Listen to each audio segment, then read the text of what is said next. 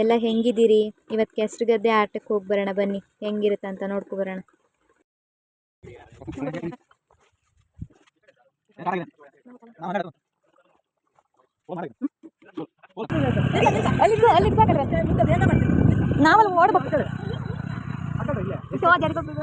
ಎಂತ ಜುಗ್ ಹುಡುಗರು ಮರ್ರೆ, ಈ ಮಳೆ ಬಂದ್ರು 100 ರೂಪಾಯಿ ಕವರ್ ಬಿಚ್ಚಲ್ಲ.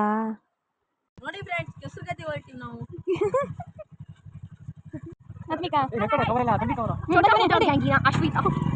ತೀರ್ಥಹಳ್ಳಿ ತಾಲೂಕಿನ ಕೌಲ್ಕೊಪ್ಪದಲ್ಲಿ ನಡೀತಿರೋ ಕೆಸರುಗದ್ದೆ ಆಟಕ್ಕೆ ನಾವಿವಾಗ ಬಂದಿದ್ದೀವಿ. ಬನ್ನಿ, ಏನೇನು ಆಟ ಇರುತ್ತೆ, ಹೆಂಗೆ ಆಡ್ತಾರೆ ಅಂತ ನೋಡೋಣ.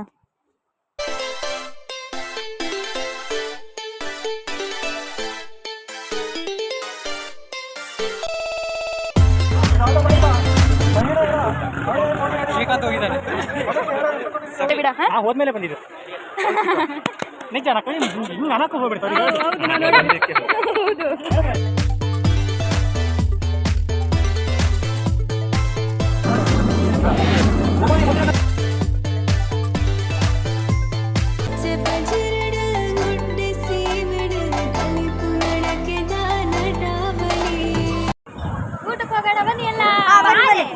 ಬಾಯ್ ಬಾಯ್.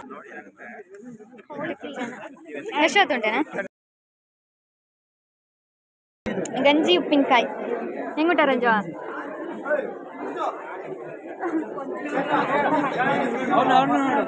ಮತ್ ಅಲ್ಲ ಗಂಜಿ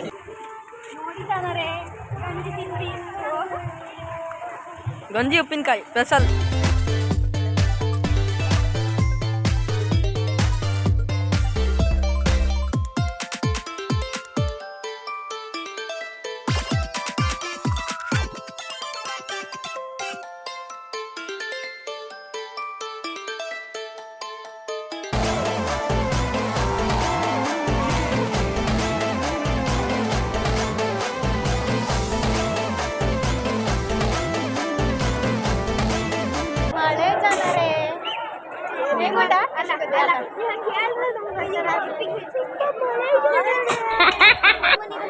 ಎಂತ ಮಸ್ತ್ ಉಂಟು ಗೊತ್ತಾ ಕೆಸರುಗದ್ದೆ.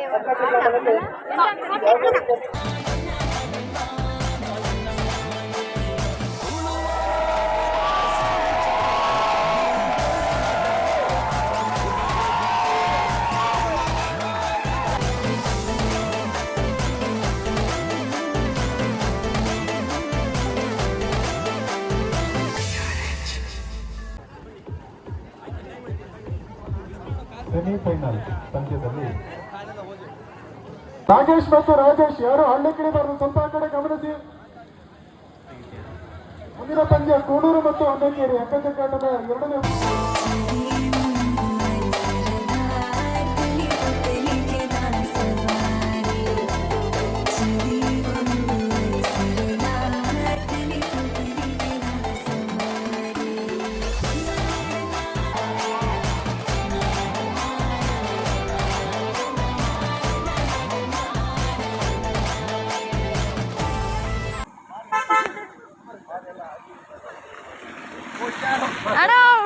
ಆಟದ ಬಗ್ಗೆ ಅಂತಾರೆ ಹೇಳಿ ಮೇಡಮ್. ಎಂತ ಅಂದ್ರೆ ಇಲ್ಲಿ ಗ್ರಾಮೀಣ ಕ್ರೀಡೆಗಳು ಬಾರಿ ನಡೆದಿದ್ದು, ಖೋ ಖೋ ಅದು ಇದು, ಕಬಡ್ಡಿ, ವಾಲಿಬಾಲ್ ಅಂತೇಳಿ.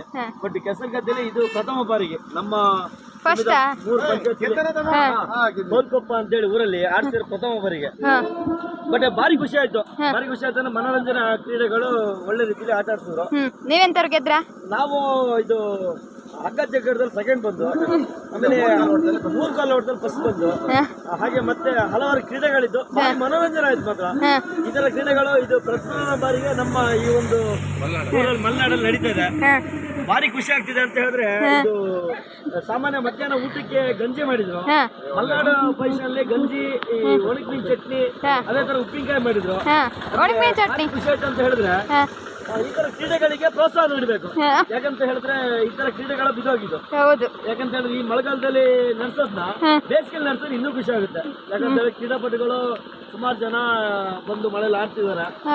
ಹಾಗೆ ನಾವು ಒಂದ್ 2-3 ಪ್ರೈಸ್ ಗೆದ್ದು ಕೆಲವಷ್ಟು ಬಹುಮಾನಗಳು ಹೋಗ್ಬಿಟ್ಟು ಇಷ್ಟು ಹೇಳ್ತಾ ನಮ್ಮ ಮಾತು ಮುಗಿಸಿದೀವಿ. ನೀವು ಹಲವು ಕಡೆ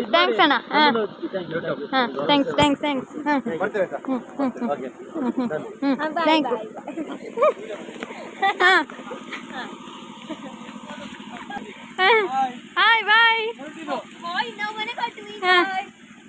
ಮಳೆ ಅಂದ್ರೆ ಮಳೆ ಮಾರೇರ ನೋಡಿ ಎಷ್ಟು ಜನ ಸೇರ್ಯಾರಂತ. ನಾವೀಗ ಮನೆ ಕಡೆ ಹೊರಟಿವಿ.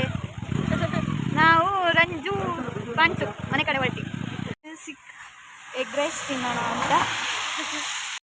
ಕಟ್ಟಾಕ್ಲಲ್ಲಿದ್ದು ಹೊಸದಾಗಿ ಸ್ಟಾರ್ಟ್ ಆಗಿರೋದಂತೆ ಎಗ್ ರೈಸ್ ಗಾಡಿ. ಅದಕ್ಕೆ ಟೇಸ್ಟ್ ನೋಡ್ಕೊಂಡು ಹೋಗೋಣ ಅಂತ ನಿಲ್ಸಿದ್ವಿ.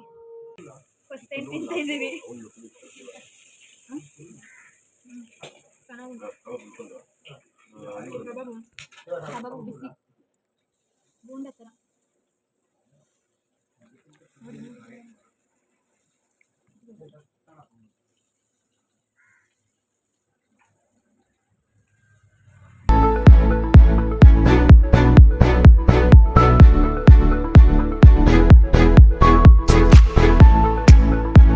ಎಂಜಾಯ್ ಮಾಡಿದ್ವಿ. ವಿಡಿಯೋ ಹಾಕ್ತೀನಿ, ಎಲ್ಲರೂ ನೋಡಿ, ಲೈಕ್ ಮಾಡಿ, ಶೇರ್ ಮಾಡಿ.